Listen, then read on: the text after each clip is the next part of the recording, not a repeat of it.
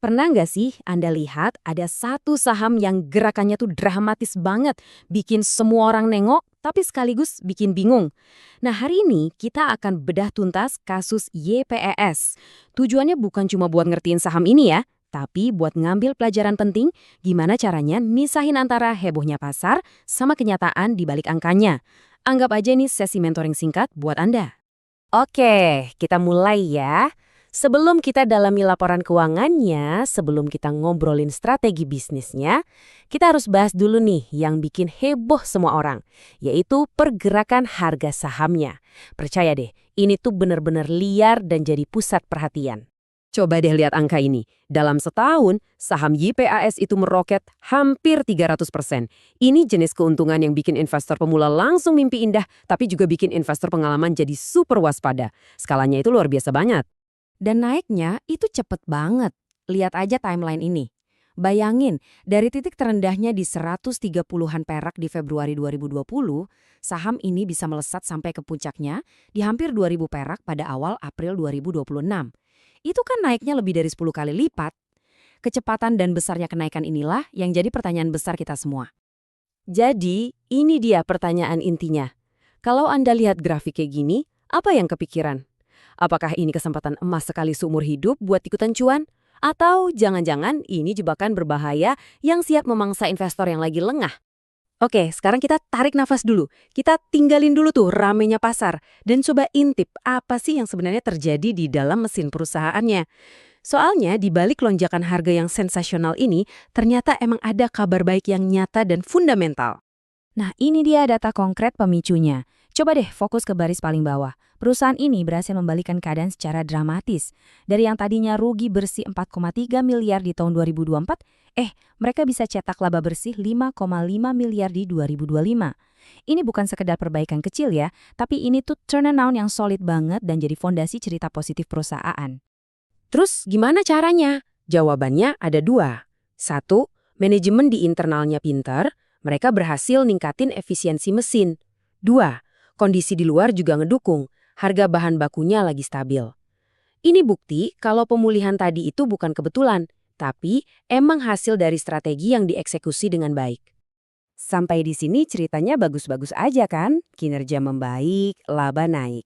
Tapi sebagai investor yang cerdas, tugas kita itu ya gali lebih dalam lagi. Nah, sekarang kita masuk ke bagian paling inti dari analisis seorang mentor. Ngebandingin harga yang kita lihat di pasar sama nilai asli perusahaannya. Tapi sebelum lanjut, kita harus sepakat dulu soal satu konsep kunci yang bakal jadi kompas kita. Nilai intrinsik. Ini bukan soal harga saham hari ini atau besok ya, tapi soal berapa sih nilai wajar perusahaan ini kalau kita bedah habis-habisan fundamentalnya. Paham konsep ini adalah langkah pertama buat jadi investor, bukan sekedar spekulan. Oke, kita mulai perbandingannya. Di akhir April 2026, setelah harganya turun dikit, saham YPAS itu ada di sekitar Rp1.270 per lembar. Coba ingat-ingat angka ini ya. Dan sekarang, inilah momen kebenarannya. Setelah dihitung-hitung berdasarkan arus kas dan fundamental perusahaan, nilai intrinsik atau nilai wajar dari YPAS itu diperkirakan cuma sekitar Rp241 per lembar. Jomplang banget kan? Nah, gambar ini nunjukin dengan jelas banget gapnya. Di bawah itu, yang pendek, itu adalah realita fundamental bisnisnya. Nilai aslinya di 241. Terus yang menjulang tinggi itu ekspektasi dan sensasi pasar di harga 1.270. Celah raksasa di antara keduanya, itulah yang kita sebut hype pasar. Poinnya adalah, sebagai investor, Anda harus sadar betul posisi Anda ada di mana.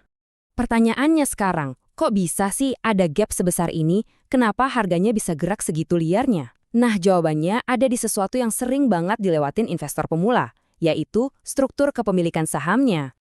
Grafik ini ngejelasin semuanya. Lihat deh, hampir 90% saham YPAS itu dipegang sama satu pengendali aja. Publik alias investor kayak kita-kita ini cuma kebagian remahannya, sekitar 10% dari total saham. Artinya kepemilikannya terkonsentrasi banget. Nah, ini dia akibat langsungnya. Istilah kerennya itu free float-nya Anda. Gampangnya gini, barang yang diperdagangin di pasar itu sedikit banget. Bayangin aja kayak lelang barang langka. Pas barangnya cuma sedikit, harganya jadi super sensitif. Ada yang beli dikit aja, harga bisa langsung loncat. Sebaliknya, ada yang jual dikit, harga bisa langsung anjlok. Inilah yang bikin saham YPAS ini super volatile. Tentu aja, pergerakan harga segila ini langsung ketahuan sama regulator bursa. Mereka pun nggak tinggal diam. Perdagangannya dihentikan sementara buat ngademin pasar, terus sahamnya dipindahin ke papan pemantauan khusus. Ini tuh sinyal yang jelas banget kalau ada sesuatu yang harus diwaspadai. Oke, kita udah paham masa lalu dan kondisi sekarang. Tapi investor yang cerdas itu harus selalu lihat ke depan. Jadi yuk kita coba analisis gimana prospek bisnis YPAS ke depannya, kita timbang antara peluang dan juga tantangannya. Ini dia gambarannya.